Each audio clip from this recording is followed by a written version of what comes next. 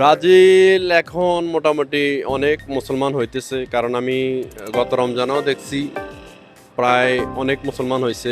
ইদানিং মুসলমানের সংখ্যা বাড়তেছে। সবাইকে জানাই স্বাগত ব্রাজিলের সাপালো থেকে। 2002 সালের বিশ্বকাপ জয়ী কিংবদন্তি ব্রাজিলের ফুটবলার রবার্তো কার্লোসের যে ইসলাম ধর্মগ্রহণ নিয়ে গুঞ্জন উঠেছিল, তা আজ তিনি নিজেই প্রকাশ করেছে যে তিনি ইসলাম ধর্ম গ্রহণ করে নাই।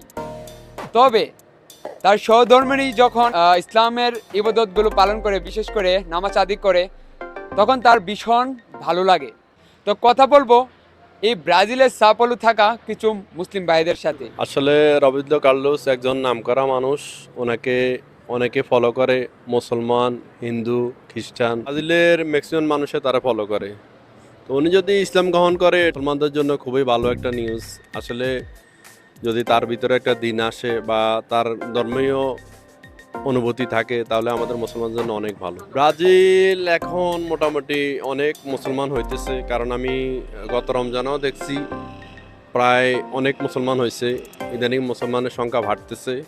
আমরাও চাইতেছি ইসলাম সারা বিশ্বে ছড়িয়ে পড়ুক। আমাদের মুসলমানের জন্য এটা ভালো নিউজ। রবার্তো কার্লোস বিশ্বের সেরা প্লেয়ার এবং ব্রাজিল এসে 2002 সালে বিশ্বকাপ জয়ী প্লেয়ার। তার শট এত পাওয়ার ছিল, অনেক সুন্দর সুন্দর শট করতো সে। আমরা বলতে পারি যে যদি রবার্তো কার্লোস ইসলাম ধর্ম গ্রহণ করে ভবিষ্যতে, তাহলে ব্রাজিল সহ পৃথিবীতে অমুসলিম কান্ট্রিগুলার ইসলাম সম্প্রসারণ হবে, প্রচার হবে। রবার্তো কার্লোসের জন্য শুভকামনা রইল। তো ব্রাজিল থেকে আমি রনি আহমেদ, লেথিন বাংলা।